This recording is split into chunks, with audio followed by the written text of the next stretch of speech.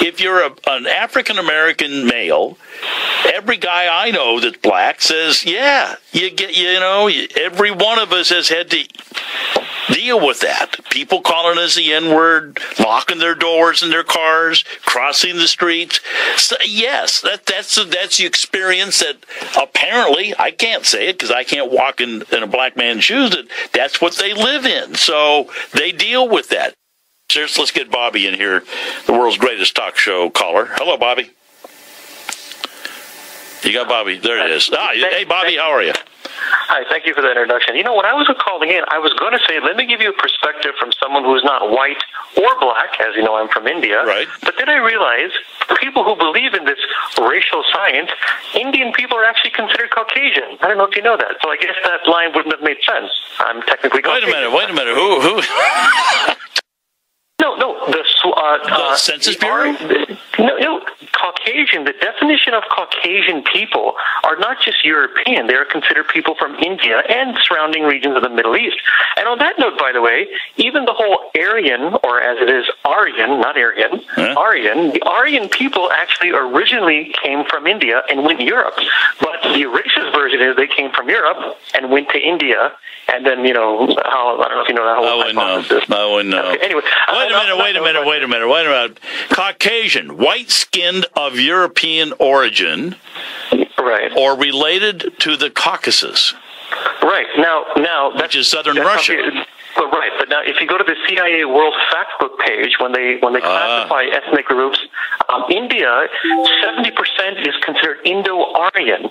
I don't know if you're familiar with the term Aryan, and there are other websites, incredible websites. I'm not talking about random person on blogspot.com who will tell you Indian people are considered Caucasian.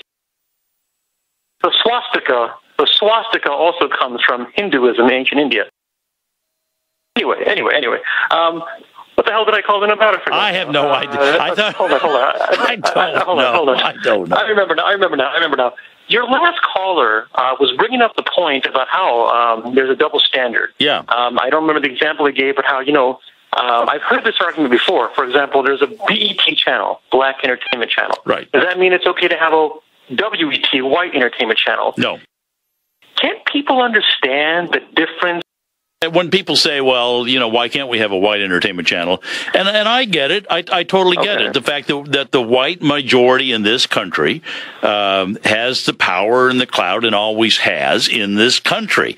But yes. So you can't reverse those roles.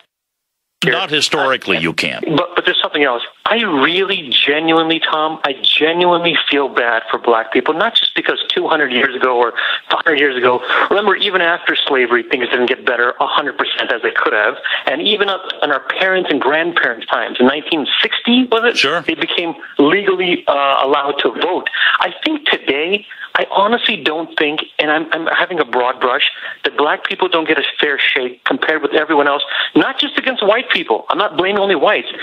Oh, everyone listening right now, whether you're white, black, Asian, most of you are a bunch of hypocrites. How many of you people don't want your daughters marrying a black person? How many of you people, when a black guy moves into your neighborhood, you kind of get a little, there's a black guy in the neighborhood now? How many of you black people, really? when you go down, be honest, it's not just white people, it's Asian people, it's Mexican people, lots of people have this thing, it's a black guy. Who's on the top of the list of not wanting their daughters to get married to? It's black people, isn't it? Usually are Muslim.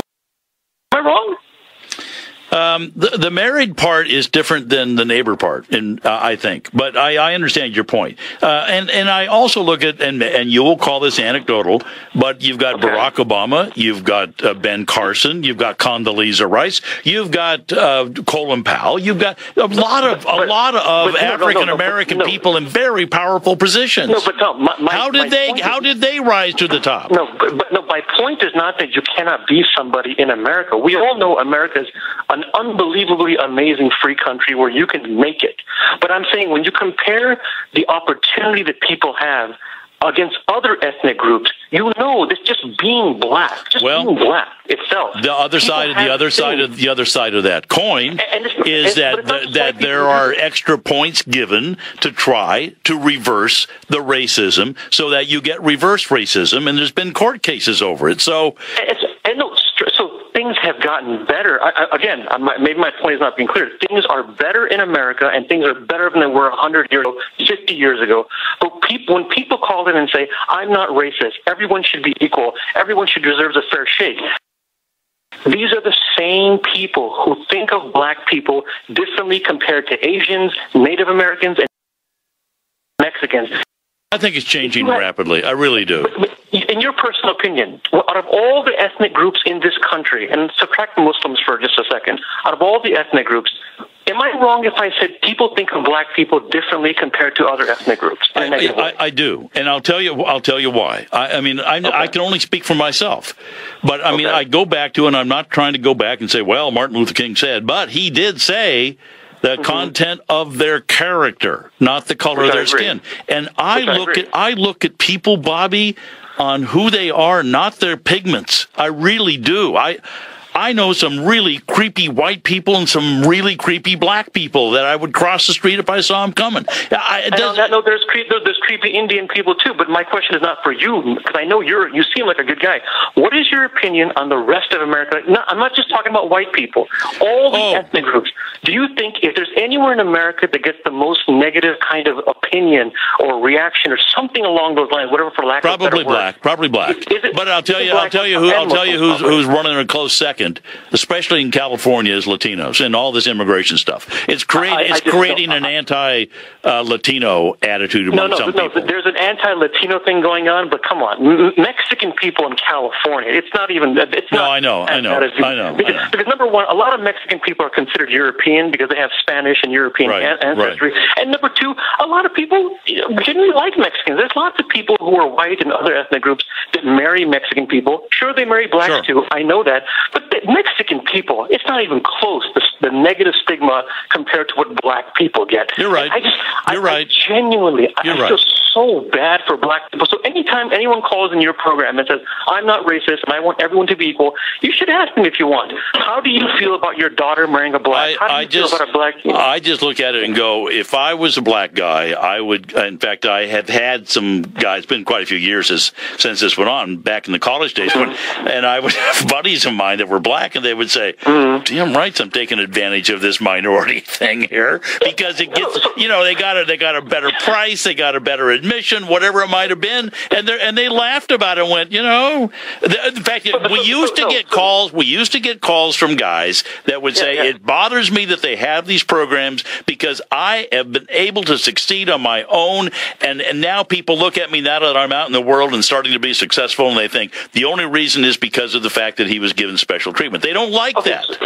So we know affirmative action doesn't always work properly. We know the best guy, woman guy, doesn't always get what they deserve. We know that there are people who don't deserve it and they get it. I don't dispute that.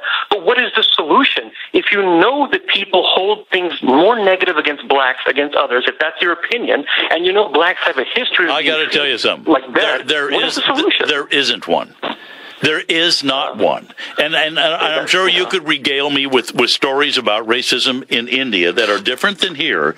And only one that I can come to mind that I've talked about many times is that in Japan, if you are from the people that were the tanners that handled the cattle and the tan and made the tan, the leather instruments and goods for the Shogun period, that group, and if your relatives were tanners, Bobby, you are dirt.